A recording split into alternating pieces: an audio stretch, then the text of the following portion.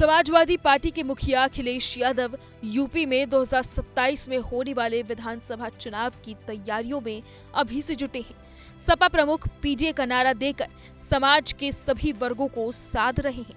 उनकी खास नजर सियासी तौर पर कमजोर हो चुकी मायावती के आधार वोट दलितों पर है। हाल में इसकी झलक कई बार दिखी है। 14 अप्रैल को बाबा साहेब भीमराव अंबेडकर की जयंती पर सपा ने कई कार्यक्रम आयोजित किए। दलितों के खिलाफ अपराधों को अखिलेश और सपा जोर शोर से मुद्दा बना रहे हैं। राणा सांगा पर विवादित बयान देकर घिरे अपने सांसद रामजीलाल सुमन के घर करनी सेना के हमले को अखिलेश ने दलित नेता पर हमले वाला एंगल दे दिया।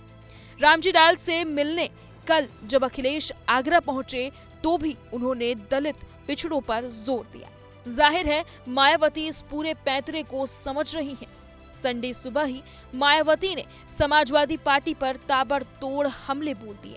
सोशल मीडिया पर एक के बाद एक किए गए पोस्ट में मायावती ने सपा को दलित विरोधी बताया और कहा, कांग्रेस व भाजपा की तरह सपा ने भी कभी बहुजन समाज के कल्याण की सच्ची नियत नहीं दिखाई।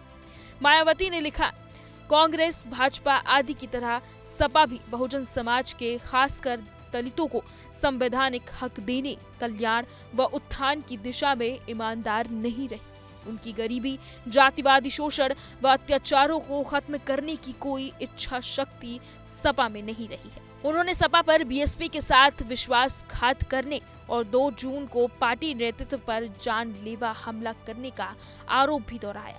इसके साथ ही प्रमोशन में आरक्षण के बिल को संसद में फाड़ना, महापुरुषों के नाम पर बने जिलों, पार्कों और मेडिकल कॉलेजों का नाम बदलना जैसे निर्णयों को घोर जातिवादी कृत्य बताया, जिसे माफ नहीं किया जा सकता।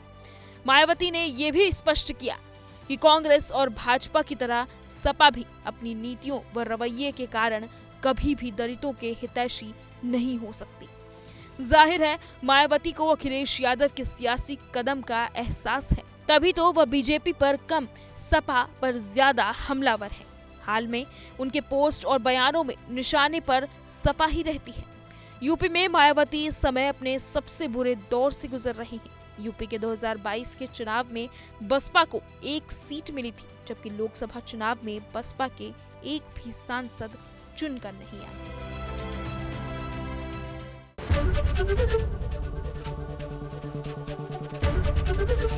एबीपी गंगा, खबर आपकी, जुबान आपकी।